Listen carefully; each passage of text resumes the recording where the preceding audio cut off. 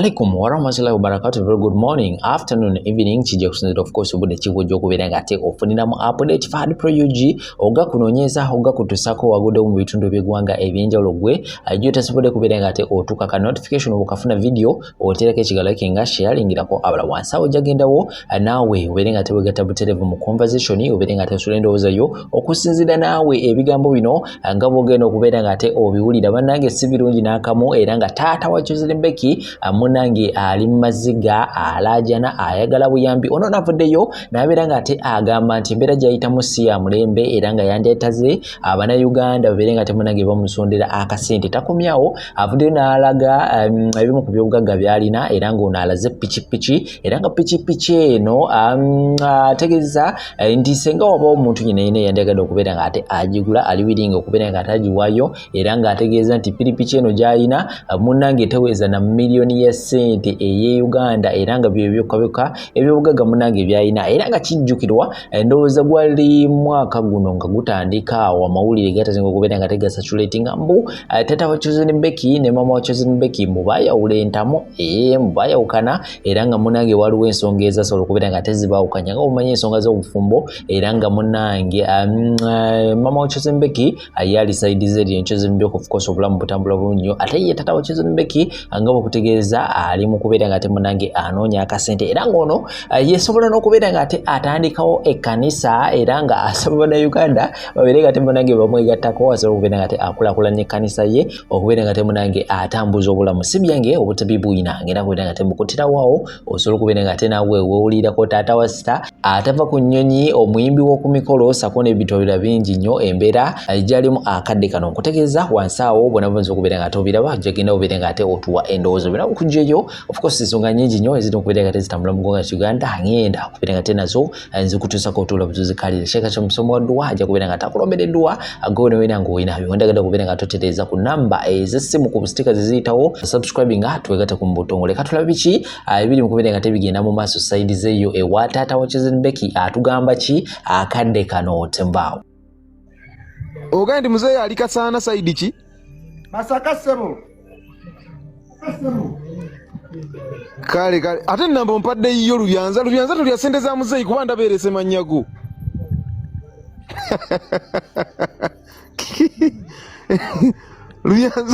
Lubyanza nene tiwaka yaffe baaba leero wangi netiwaka ekyagaanye Lubyanza Yecho muzeeyi. Kale katugattegatte wano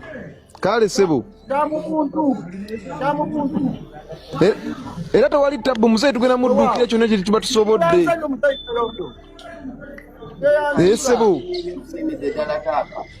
sebo kati ogambe leero n'enkya muzeeyi nsabira baaba Muzeeyi sabira omusajja Katonda omuyinza w'ebintu byonna Mr. Kayonda akuwa omukisa era Katonda Amina okugaba kwa mukisa kutola Amina teyekuba mu kigambo kye naye Katonda akuwa omukisa era akusasukane tukusabira Amina n'obusobozi Mukama akusobozesa Amina ono taata Chosen Becky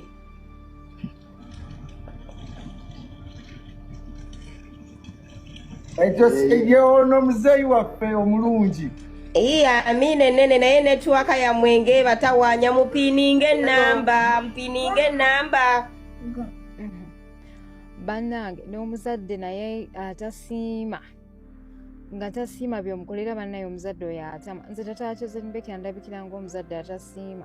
notegera nti omuwala waali mu limelight celebrity mulamba nojja n'okola ekintu ekifaanana nga bwe kityo ng'oli muntu mukulu otegeera waya tezaavaako naye n'otuula mu kamera n'ojja n'ogamba bakusondera epiki baatugamba mu kusooka nti bali mu kusonda ssente za kyaki ne ŋŋamba oke kaakati piki eya miliyoni 4 oba 5 kyemwagala okugamba abantu abali mu criticizinga Chosen Becky kyemugamba nti Becky yekka mu famire yonna omusajja yazaala Becky yekka kakasa alinayo ne ku baana abalala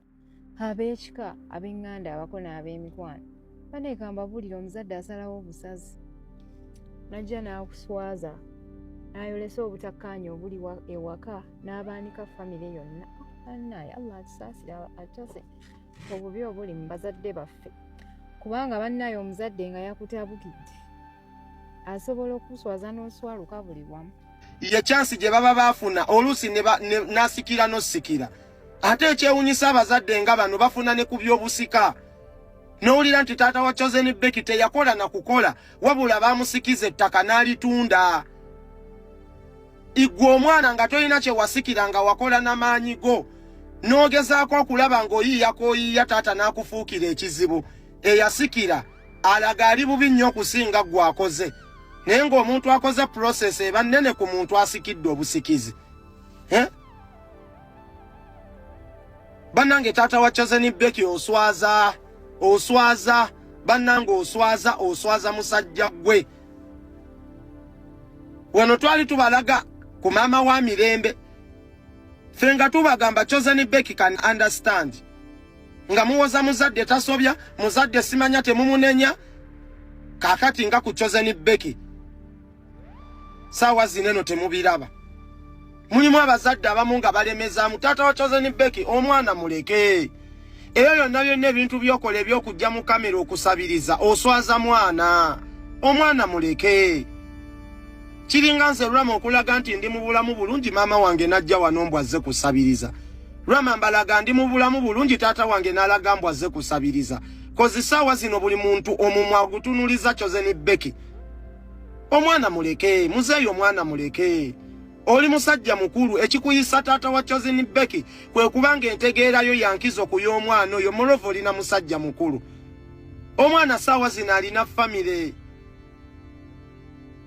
alina abaana baalabirira omusajja baatalabirira mwakeera ku makya ne mugamba nti Chosen Becky yeewasiza omusajja alabirira omusajja ne taata olina amaanyi agakola genda olime ekooti y'omukolo gy'olimu otunulanga bannamasaka wenna weegonzezza bw'oti mbu piki gy'alina nkadde nga ne piki gy'alina enkadde Chosen Becky ye yagigula omwana muleke muzeeyo omwana muleke omwana mwesonyiwe va ku mwana atambuze obulamu bwe eyo piki gye yasooka okugulira ng'omuzeeyo omugezigezi kuba abantu bangi nnyo bayambye ku bazadde baabwe omwana akugulidde piki eyo givuge okole piki endala piki eyo esookola piki nga 5 naye olw'okuba nti kati golooza omwana alina kuwa buwinga gwe oyonoona bwonoonyi oleme kukola bakuwe buwi kitegeeza naye banaakusondera piki endala era ogenda kukola kye wakola kuba omwana yakugulira piki n'otabaako ky'ogikolera n'otabaako magoba g'ogireetera era kati osonde piki naye banaakuwa endala kati gwe taata Chosen Becky naye bakuwa ennyonyi Fly Emirates tosobola kwekulaakulanya bwana abantu bavuga amapiki ga looni piki nga ya $5,200,000 5 ng'oli sente tazina n'atandika n'emitwalo aga n'agenda n'aggyayo piki mu bondi za piki n'avuga piki ku $2,000 ng'alina okusasula obukadde 10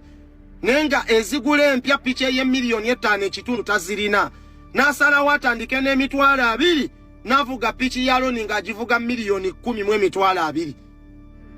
igwe piki omwana yagikuwa nga si yakuvuga looni lwaki mwagala otulowoozesa nti muli balema ate nga temuli balema nga n'abalema bafuna eza looni ne bazisasula alihamudulira ngambye ani akusinga okusabiriza muve ku bantu osobola okuuta nnyoko omusino bino n'obivaamu kuba ekikuyisa alihamudulira ng'obbirira embizi mu kakaaya sikiraba wejjeeko n'erinnya ly'ekisiraamu mu kafiiri ggwe ensonga ezimu oba tozitegeera zireke njana kukuba ogubbulooko yasamira wano oba wano waliwo kitaawo akuzinira eyo genda ewa kitaawo akuzine abazadde kati be baswaza abaana naye ate famire ya Chosen Becky temukisussa nnyo muleke kwonoona bulandi ya munnammwe mwagala owooza abantu nti Chosen Becky tabafaako gwe taata ku myaka gye emikulu mbw'ovuddeyo oze ku media bakusondere piki mbw'ovuge boda ekyo kiba kiraga ki brand ya Chosen Becky ku byonna byonna byabakolera oba byabakoledde yakulinyisa n'ennyonyi n'akutwala wawe kyoka atalina sente zasobola kugulira mu piki mulekera batya okuswaza ate kino ekivubuka kyekyamatiza taata tugende batusondere kino Chosen Becky akimanyiiko bannaye kati abazadde bebaswaza abaana luli abaana bebaswazanga abazadde kati abazadde bamaliridde okuswaza abaana baabwe olw'okuba abaana bafunyemu kasente kino mwe mwade mukikola mwebuuza ku Chosen Becky era nabawaga ahead mugende babasondere tata oba kiki tova mu kyalo ne bwe wali ku mukolo gwa muwalawo wena ng'okutte ekisweto kijjaga ekisuuti okikoze bwoti wena oswaza buswaza bannange nedda temukisussa mbumwaga bakolere ng'abaana bakafeero Bruno kabalete ku live babasondere si kye mubala Bruno kabalete ku live ye babasondere piki tekigenda kukola Chosen Becky Katonda wena gye yamujja nziramu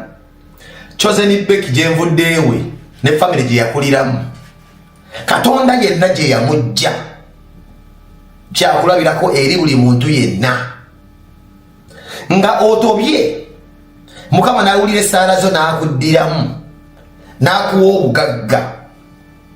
video eno nsaba ofune ky'oyigamu mu choices etukola mu bulamu emikwano gye tukuuma n'ebigendererwa byaffe waliwo akatambi ke nnalabye akatata wa Chosen Becky oyo gwe mulaba oba gwe muwulidde yazze ku TikTok n'omusajja yazaala omuyimbi wayita Chosen Becky oyo ye taata wa Chosen Becky olwaleero luno anoonya capital wa miliyoni emu nga kyeyegomba boda yegomba oba yekubidde omulanga wabeereyo muzira kisa amugulira boda ne weeba nkadde ida avuge boda alabire maama wa Chosen Becky ne baganda ba Chosen Becky yekubidde omulanga ku TikTok bamusondere azaala seremu tutunule obulamu bwa seremu badde butambula butya joli abalamu Chosen Becky nakoma okuddamu muwulira ng'akubye embaga makeke yakuba embaga eyamenya ebitooke era abakyala bangi nnyo bagamba tiimu Chosen Becky naye tukimanyi bulungi nnyo teriiyo mbaga ya bwereere okwambala ekiteeteeyi olina okumakinga sure nga celebrity oyambala ekiteeteeyi kisinga okuba ekirungi batende embaga yo era Chosen Becky she understood the statement nayambala ddala ekiteeteeyi wandikambwe ekiteeteeyi yayambala ddala ekiteeteeyi dekawusa nga kyamaanyi nnyo era kyatambula ku mukutu bakadaama nakyeyombekedde bw'omukubye ejjooka omukubye ikolayiza tiimu singo maamu ne bajubisa nti maamu olekaanekanye wow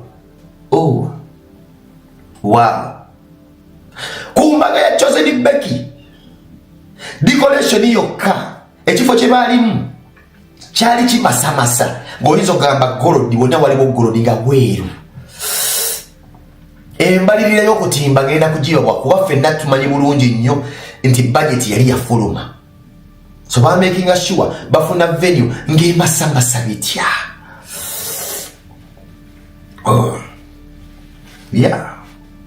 yamasamasa nange sinze njasaba ne ngamba wow nga wonna wali wakugamba nga bayinzi balinga bagenda okugattirawo ennyange nga weeru ebitaala diko yali mawulaana era genda kukubula yali ya sente mmeka abafumbi nze nasooka okulaba enkoko nga bazirayininze ziti abantu bakeera kuwaata ku kyalo abantu bawaata amatooke abantu ne bawaata amatooke enkoko nga zisimba oli ziringa mukamwaka nga nnyingi abantu baali emmere ne bagireka naawo kuba yali nnyingi nnyo omukolo gwali mu ssente abafumbi yaloneza ddala ab'ebbeeyi bakyefu Godwin Uganda abafumbi b'oku mukolo era nja kuwulira Chief Godwin Uganda yatwala sente mmeka okufumbira celebrity diva Joseph Becky.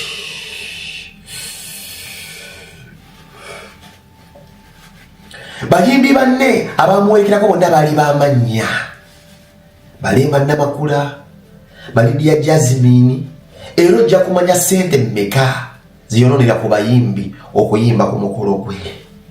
nga twanjulira Sekajja munansonyiwa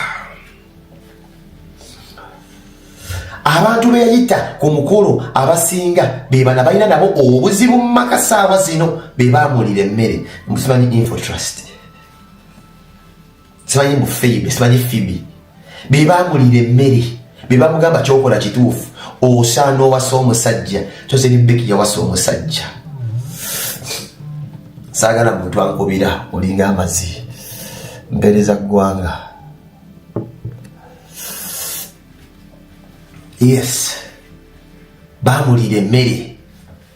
neze nali nalaba taata engeri gye yalyamu emmere ng'alya musajja wattu agamba singa emmere nomumbaddemu kapito oba ali amanyi omwana we wakisiraani n'obufumbo bwagenda ogenda butagenda buwangaalamu ye olwedi yali alabye ng'omwana yawasizza n'alaba nga sente ezigenda mu kubeera mu mukolo ogwo ye kapito gwe yeetaaga nga taata n'emmere yagibega yennyamira wajja amanidde emmere etali mu kisula omwana yateekawo ekika kya buli mmere ng'abalya mmere bayise balye taata ali yennyamira era taata ono bamututekokko emitala w'amayanja ebbanga ddene alinnye ku nnyonyi nenneewunya lwaki taata we yabeeranga ku streeti z'e Bulaaya teyabanga musanyufu tiketi y'e Bulaaya ogimanyi taata bamonako kikadde kitono ennyo buli tuwa gye bagendangako mmere esasuka wansi wa 6 taata lero ayagala kadde kamu ka booda ne bamutwalanga era Joseph Becky yasabanga bapromota sente za tiketi kitaawa alinnye visa okakananga tuwa taata ne bamwondeko obukadde okusukka mu 10 kyali kirungi otwala taata neze manyi taata yabaye wakiti yabeeranga musanyufu ng'emyaka gye alaba gikuze emyaka gye ayagala kufunawo kintu kyatandika si buvunaanyizibwa bwa mwana alabirira taata yes oba bazadde be yes naye tuba tukolanga emikolo tulabe ewaka wali watya abaana b'obuwala ofa omusajja okututumulako essente naye ewaka wammwe wafaanana watya omukazi omugezi y'oyo alinda omusajja ne yeekulaakulanya n'agamba waayi gye muva ng'ogut agenda okunkuba embaga oba ayagala okubeera nga mwanjula temuli bulungi sooka ozimbe famire yammwe n'omusajja y'oyo alina amagezi agabuulirira omukazi nti nesi tugenda okulonda zino zonna ssente ewammwe muyimiridde mutya kino kigenda eri abawala abeeteramu ssente mu mikolo omusajja omutaddemu ssente akwanjule ekiwalo kikkubira enduulu naye muli mutya mulimu abasajja be muleeta mu famire zammwe nga layability nga mugugu mwereere agenda kuzaalamu akomaawo Joseph Becky bamuzaddemu akomaawo otalika okulabirira omusajja nga ne sente ze wateeka mu bukolokolo ng'oyagala ekyalo kikkubira enduulu sali zisobola okubeera nga ziyamba famire yammwe abaana b'obuwala nkoze kyamaanyi oleeta obwavu mu kika kyammwe mu bika byaffe banyina ze mwebuulirire okuba otya omukolo gw'essente zengenda okubuulira taata onajja ku TikTok nga nonya capital wa just million emu kuvuga booda naye ng'ovuga amamotoka omusajja oli omuvubuka simaati yagalimu seka gyagavuumuula taata anoonya booda liyali taata anoonya booda liyali ngenda kukutambuzaamu nkubuulire ebintu bino byatandika bitya naye katobe budget eno yali ya ssente mmeka bwe nkebera mu bitabo byange ngenda balaga budget wano ngyataakinge ku vidiyo eno budget eno mugenda giraba wano era ngenda gibasomera egenda bweti okwambala milioni 7 bo bayambala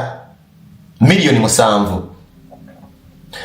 abalungi abatuwuliriza era abatulaba olunaku olwaleero tukyaddeko ewa Sheikh Ashraf Dembe. Sebo nsanyusa okubalaba. Amannya agange nze Sheikh Ashraf Dembe akola ku bizibu by'enjawulo. Omuntu singa aba alina ebirwadde musomereddwa tumuwa amazzi ga lukuya nga bw'obadde ogalaba tugenda abantu ku kyoto ne twokya emizimu emibi egibabaamu n'okulomba edduwa. Abantu singa abeera ng'ali wano atuuse sobola okumulombera edduwa ne waba atatuuse nga mpadde amannya ge naye ng'ali wala.